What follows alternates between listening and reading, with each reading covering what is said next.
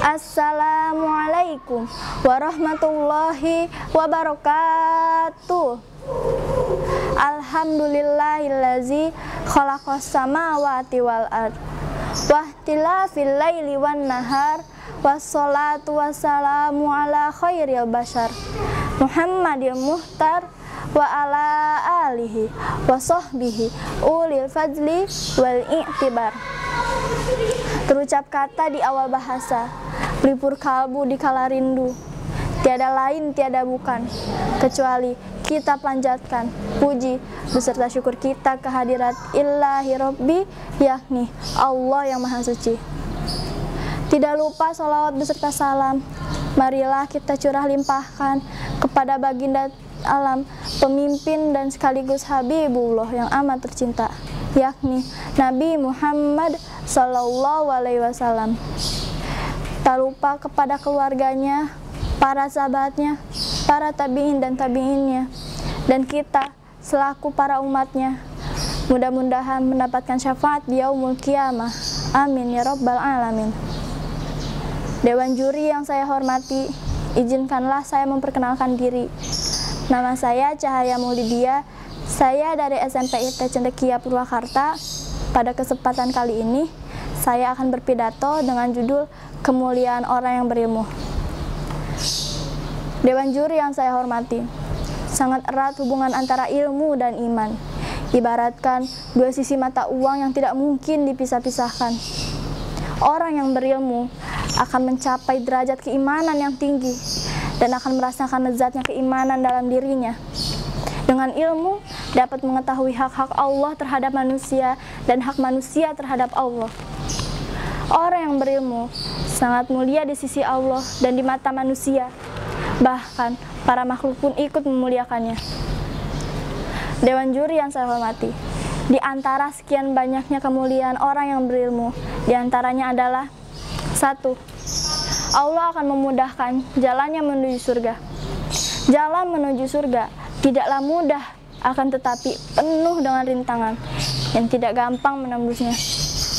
Ibarat seperti orang yang mau pergi ke kota, ia akan mendapatkan perempatan-perempatan, dan setiap perempatan banyak setan yang siap mengganggu dan menggodanya agar mau lewat jalan yang lain. Jalan yang kelihatan lebih cepat dan indah. Jalan yang lurus adalah jalan yang benar.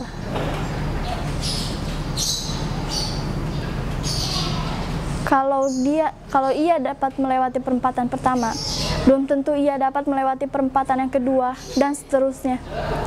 Dan jika ia mengikuti perkataan setan, maka ia tidak akan sampai pada tujuannya. Bahkan ia akan menjadi orang yang sesat. Nah, salah satu kendaraan untuk menuju surga dengan cepat dan lancar adalah menjadi orang yang beriman. Sebagaimana yang Allah janjikan lewat lisan Rasulnya. Barang siapa yang keluar rumah dalam rangka mencari ilmu, maka Allah akan memudahkan jalannya menuju surga. Hadis riwayat Muslim. Yang kedua, pewaris para nabi.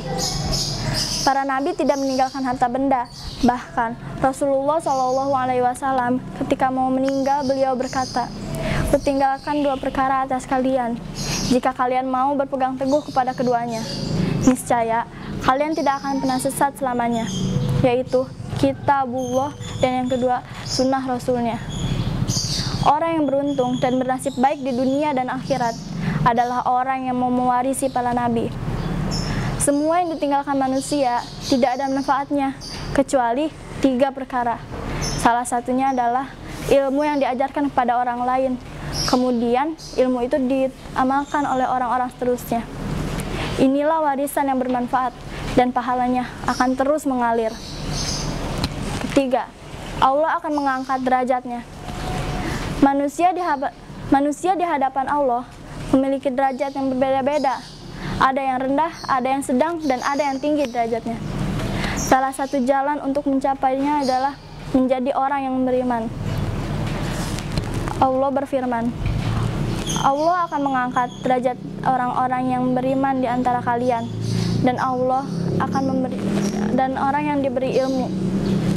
Quran Surat Al-Mujadalah ayat 11. Yang keempat, Allah akan memberinya ketenangan jiwa. Jalan yang mana lagi yang akan ditempuh manusia untuk mendapatkan ketenangan dan kebahagiaan di dunia dan akhirat? Bukankah itu yang mereka ingin? Bukankah itu yang mereka minta dalam doanya siang dan malam?